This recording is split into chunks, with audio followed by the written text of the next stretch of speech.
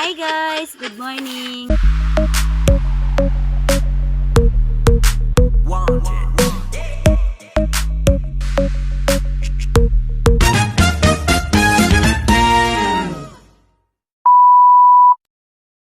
Hi guys, good morning.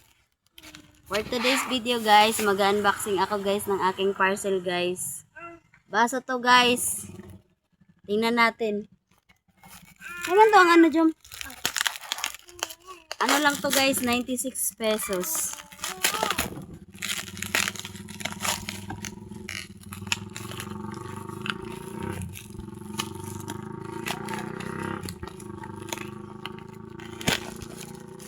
Wow, ang ganda ng packaging guys. Oh.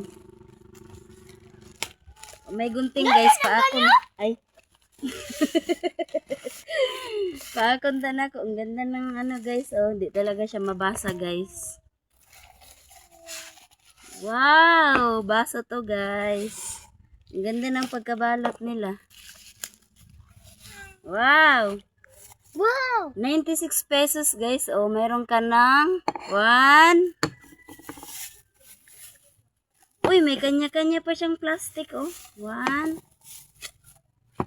2,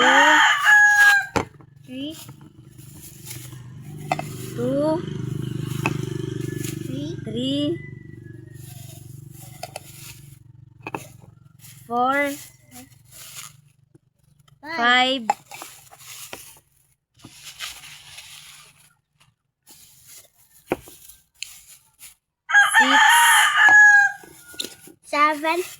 7,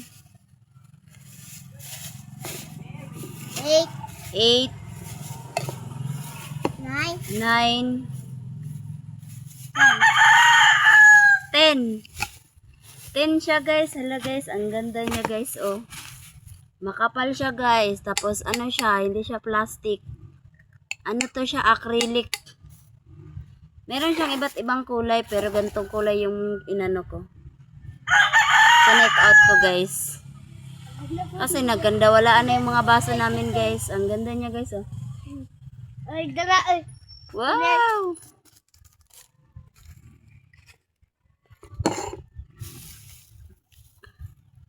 Pinduta dyan mga ano dyan katao kami. Pinduta pag mo anak ko. Dali. Okay na yun. Ang ganda. Hala. Sulit na siya guys. Sa 96 pesos guys. Na po, 10 piraso na siya guys. Yay! Meron na naman kayong walain.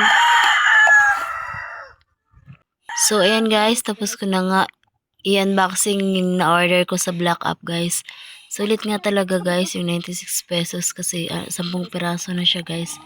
Tapos matibay siya guys. Perfect siya guys. Para sa akin na may baby. Kasi kahit iba to siya guys, di siya basta-basta na sisira or nababasag kasi acrylic siya guys. Buti na lang din talaga na nauuso na yung mga online orders ngayon guys. Para hindi na tayo mahirapan. And then pagkatapos ko na ngang mag-unboxing guys, nagluto na ako guys ng pakbit kasi mag-aalmusal kami ng mga anak ko guys.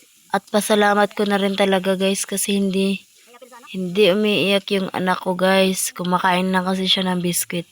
Ganun kasi yung teknik ko sa kanya guys. Pag may ginagawa ako, nilalagay ko lang siya sa stroller. Tapos kumakain siya ng biskwit. Minsan naman guys, pag sawa na siya guys, tumatayo siya guys. Kaya nakakatakot din talaga kasi baka tumaob. Ganito talaga yung buhay na isang ina guys. Hanggat may makikita ka free time na pwede kang gumawa, gagawin mo na kaagad. Kasi nga napakahirap kumilos pag may bata. Hindi ka basta-basta nakakagawa kung ano yung gusto mong gawin. So hanggang dito na lang guys. Pagkatapos ko nga magluto ng pakbit guys, kumain na rin kami dyan. See you on my next vlog guys. Thank you for watching. Bye!